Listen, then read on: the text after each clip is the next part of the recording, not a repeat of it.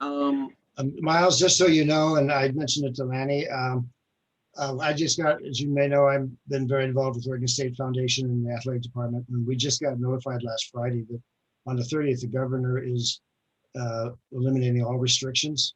So all athletic events for all schools, in essence, which is really big for obviously Oregon State football program coming up, is 100% participation. So if there's anything like masking requirements or whatever, that remains to be seen. But I wouldn't think that there would be any problems with 100% participation for any outdoor, especially an outdoor event, yeah, and even indoor event, because women's and men's basketball season is starting probably in early October. I think whatever they say is kind of what we'll go with, and even if it's that there's no restrictions, we'll want to include that so people, if they don't feel comfortable, um, Yeah, if people don't feel know, comfortable, it's up their decision to come or not come. So yeah, but just so they know what to expect if yeah, they choose to come. yeah, I'm tired of, if someone that's been fully vaccinated or is, meets the true scientific ex, information that we have, um, it shouldn't have to abide by somebody who is more concerned. So as long as that those people that are concerned protect themselves, that's fine. But it's time to open up things. We were down in, as I was telling Lanny this weekend in Pacific City, we had a sling ball tournament that raises money for multiple sclerosis. And I went back, we decided to come home a little early on Sunday. This was a whole weekend event.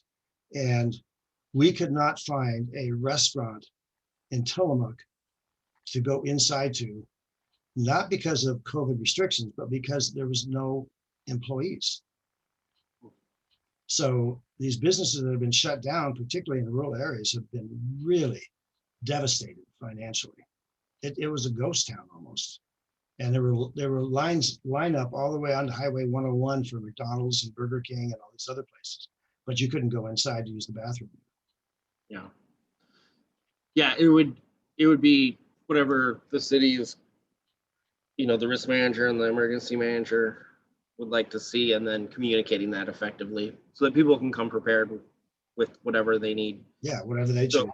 yeah, whatever they need to do, or choose to do. And then the other part is Bridget mentioned that she included grant writing as the volunteer hours. Yep. Um, I agree with Bridget that writing the grant, or no, I think writing grants is acceptable volunteer hours.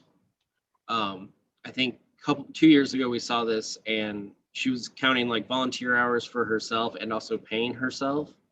And I think Frosty, you said that wasn't kosher. So Right. I did talk to her about that, and that's not the That case would be this like time. double dipping. You're right.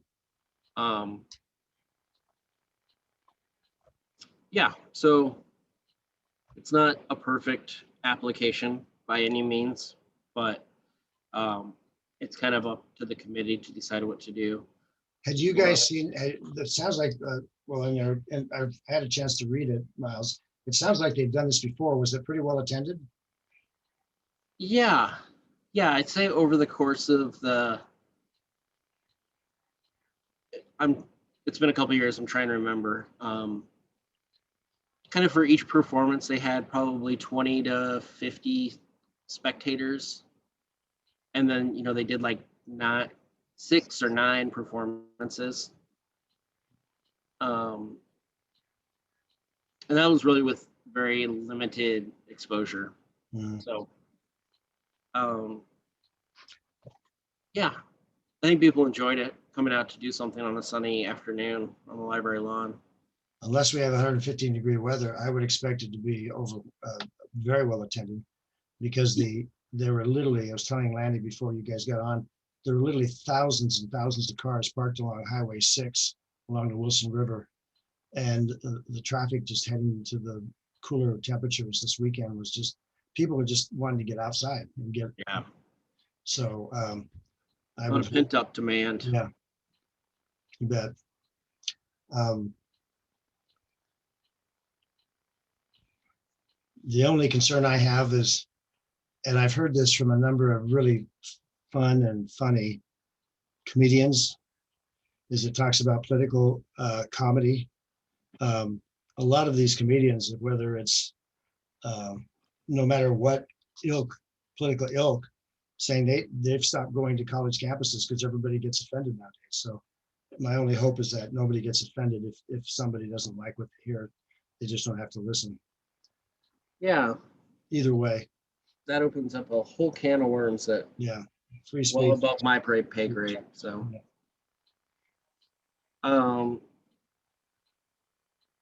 I guess, is there a motion to approve it or deny it or add conditions? Ellen, do you have any comments on it? No, I move to approve. Second, All those in All favor? right, all those in favor?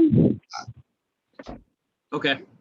with Thank you. Birgit's concerns about the not double dipping, I guess. Yeah. I knew that Brigitte would have those same concerns. Because she voiced them last year, and so I had a talk with Faya about it. And I mentioned it too. There was another one that I don't think it was the same one. I think it was 2 years ago. Yeah. Same one, but 2 years Okay. ago. Yep. Sounds good. Who would like to report this out during the subcommittee report out to the full group? You want to do that? Ellen or Frosty? Let Ellen do Frosty? it. Ellen. Frosty? I have to chair the meeting, Frosty, come on. Frosty, you'd be great. Go for it. I'm an alternate. I don't even get to vote anymore. I I'm know, just but hanging on, just trying to stay alive nowadays. I nominate Frosty? Frosty as well. I'll do it. I'm throwing in my vote I'm too. gonna call on you no matter what, so prepare. Get narcolepsy. Well, thanks for responding and coming quickly, and I appreciate it. Sorry, my apologies. It's been a day.